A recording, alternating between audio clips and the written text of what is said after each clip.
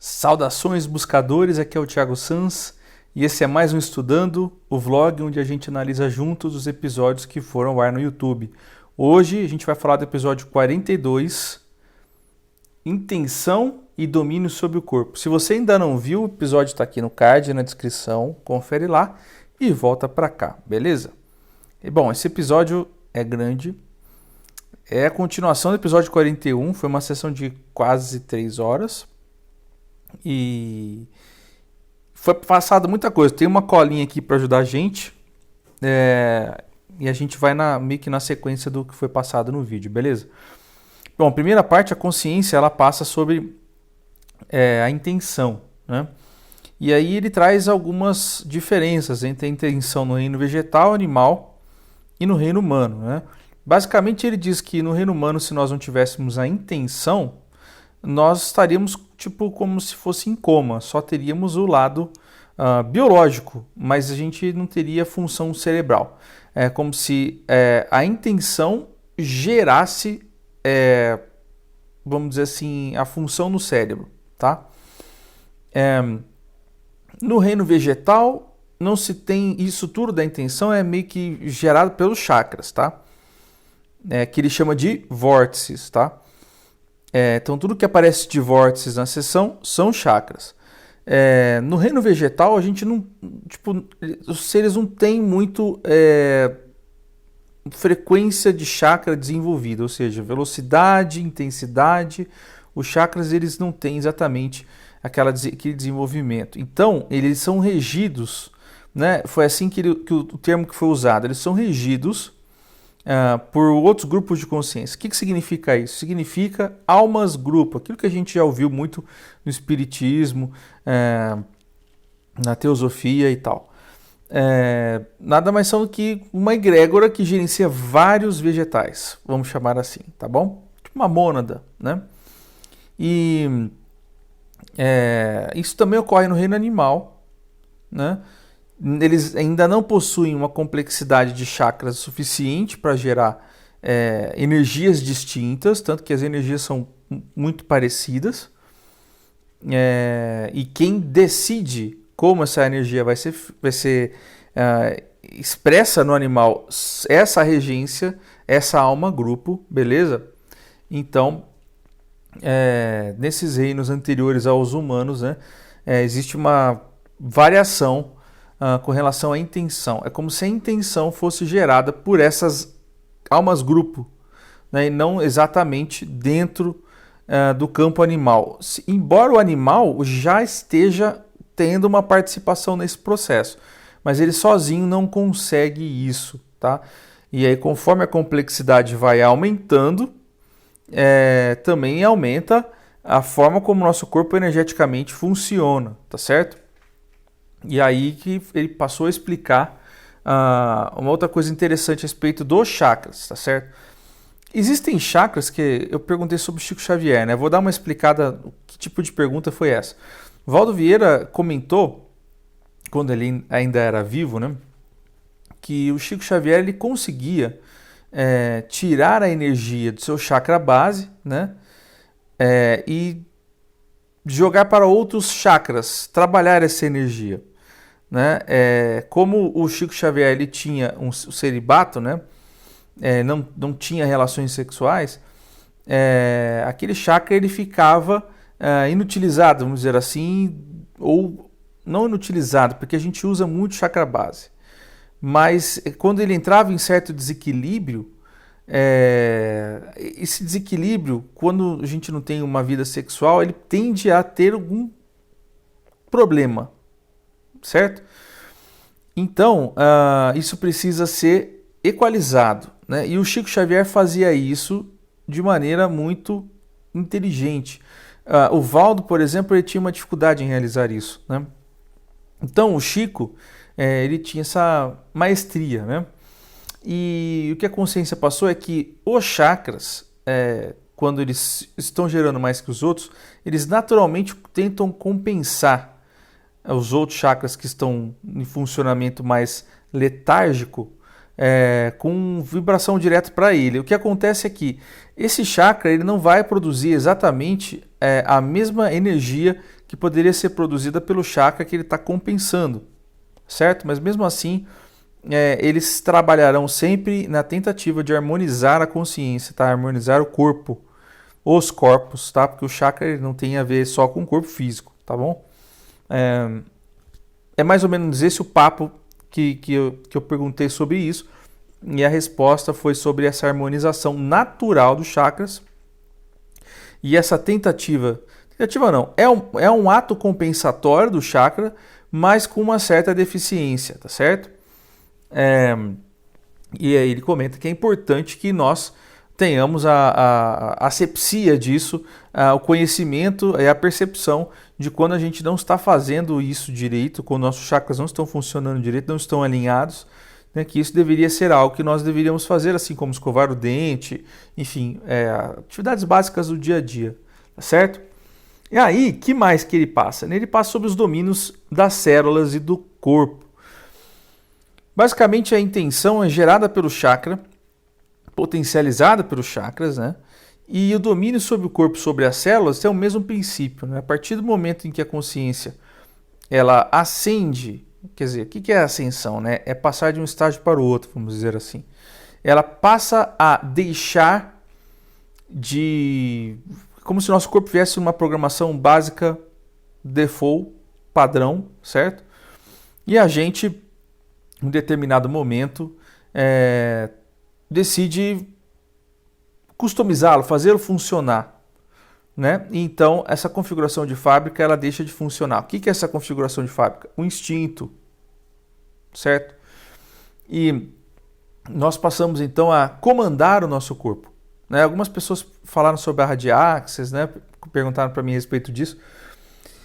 O que acontece é assim, o corpo vai dar sinais para você, baseado na sua intenção. Então, você intenciona uma mudança, mas o corpo, ele te dá a resposta dessa intenção. Muitas vezes a gente modifica padrões, isso aconteceu muito no PCE. Nós modificamos padrões, inclusive alimentares, simplesmente porque a gente queria ser um médium melhor, canais melhores.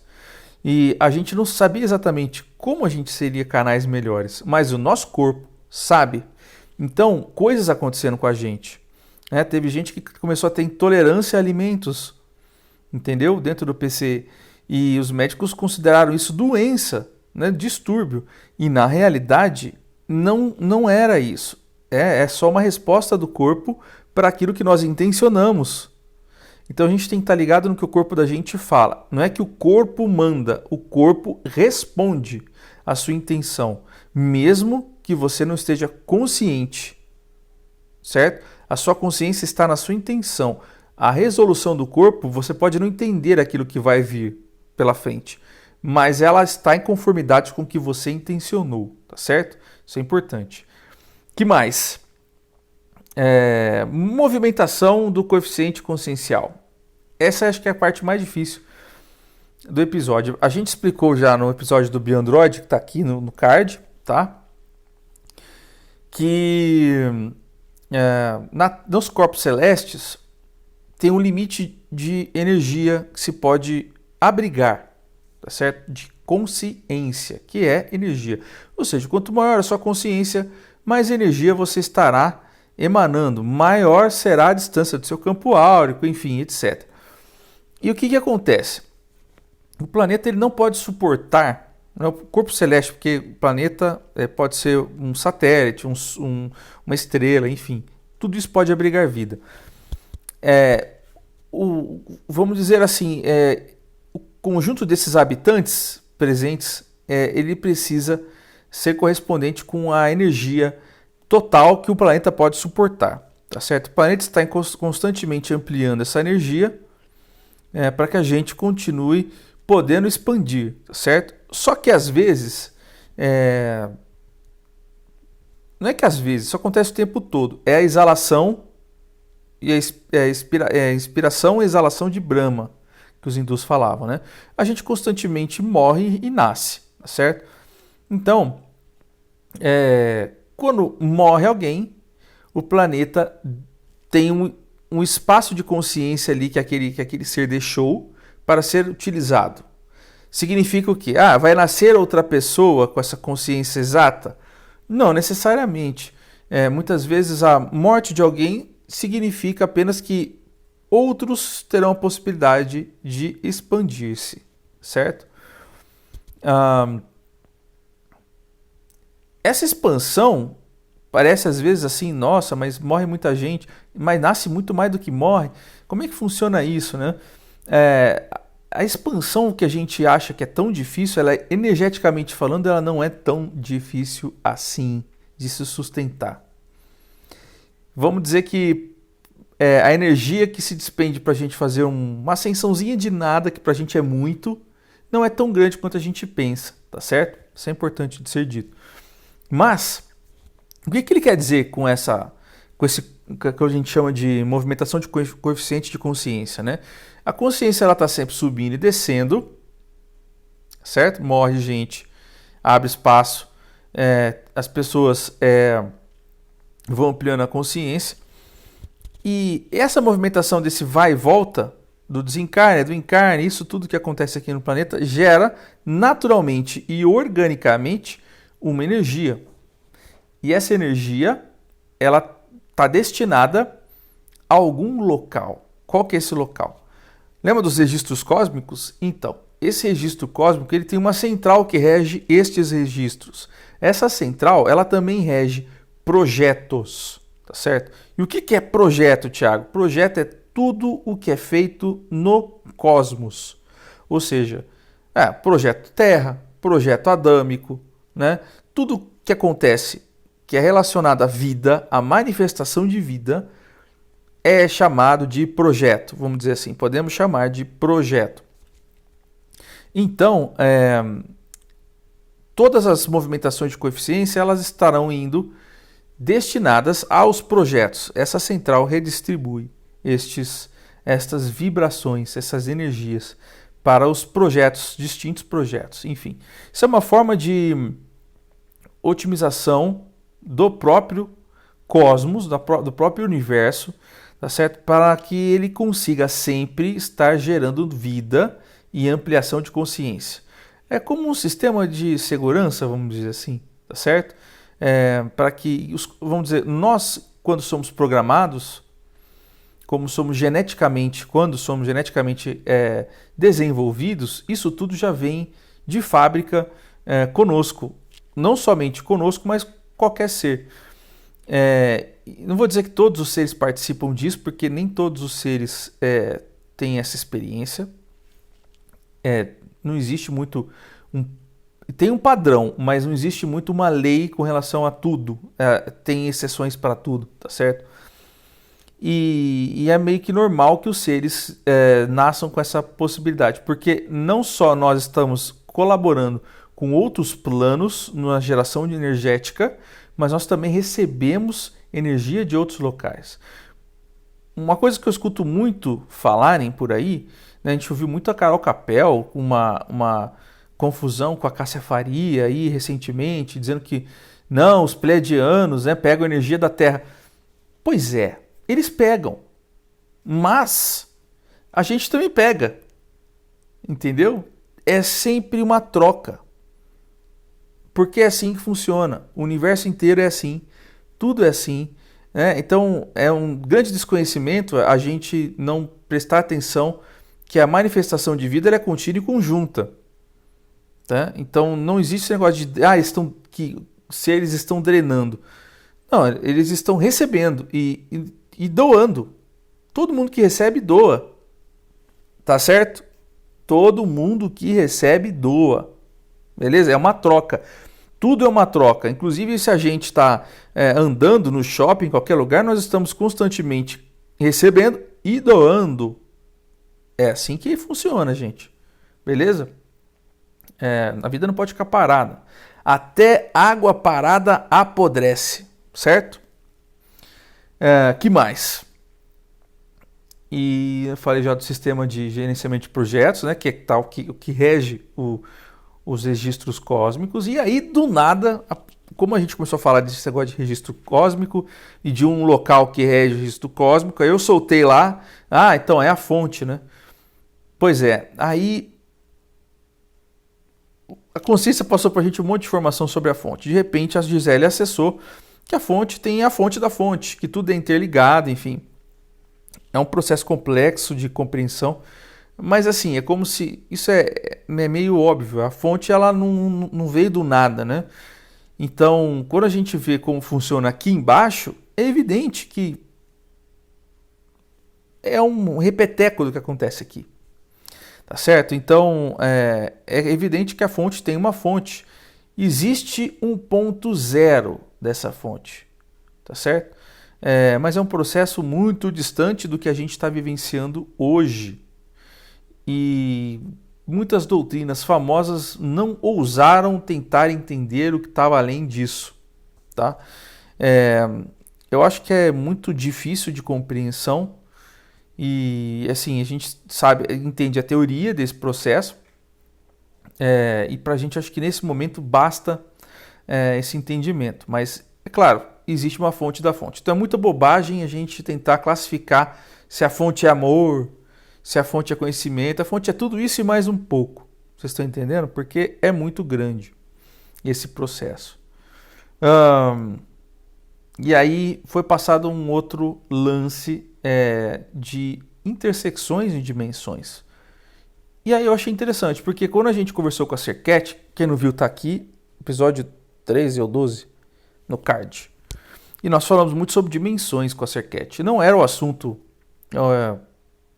que ela estava familiarizada, né? Mas ela sabia, tinha um conhecimento intermediário sobre o tema e ela passou para a gente. E aí o que a Serquete falou?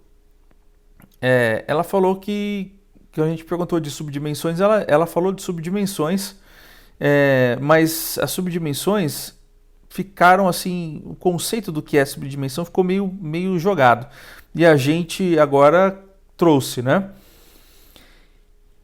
Lá naquela sessão com a Serquete, ela passou para a gente que o local onde ficam os nossos mortos, as colônias astrais, elas não são exatamente a 4D, elas estão antes, tipo no que seria 3.5D.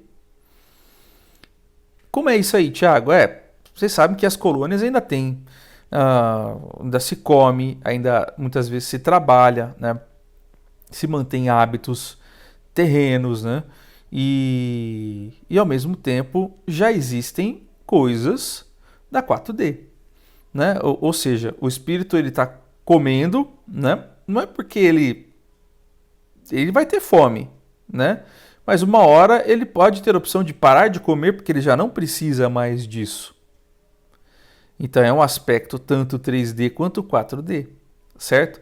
Então as leis que regem a 3D e a 4D estão misturadas e presentes nessa 3.5D. E é exatamente isso que a consciência trouxe quando ela disse intersecção de dimensões. Quer dizer, tem uma parte das dimensões que se entrelaçam e lá ocorre o que seria a junção dos dois fatores, né? No nosso caso aqui é utilizada como a nossa dimensão para os mortos, né?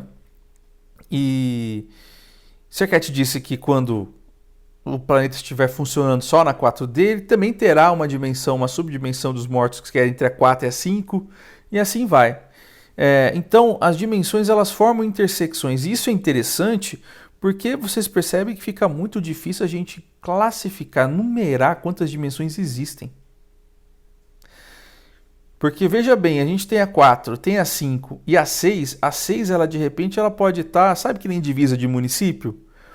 A 6, ela de repente, ela não está exatamente acima da 5, ela está ali do lado da 5.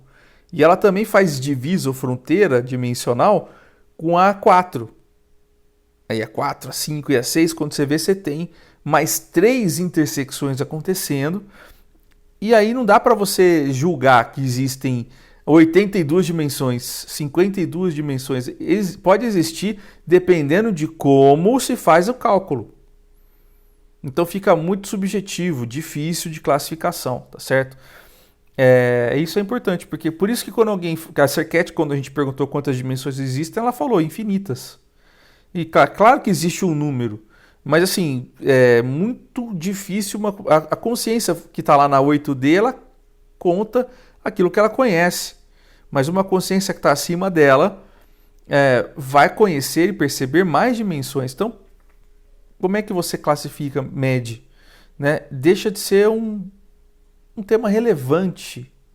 Entenderam? E é isso. Então é importante a gente entender a lógica do processo para a gente não ficar lá falando de 5D, de 6D, de 8D. Isso aí pouco importa, certo? Não importa. Não é que eu quero ir para não sei o que. Não, é ego. Beleza? Então é isso, galera. Até que eu falei tudo em 20 minutos, ó. Então, fiquem bem e até semana que vem. Ó, se tiver alguma dúvida, deixa aí nos comentários. E não se esqueçam de apoiar o projeto no Catarse, beleza? Contribua com a gente lá, ok? Então fiquem bem até semana que vem, gente. Fui! Tchau, tchau.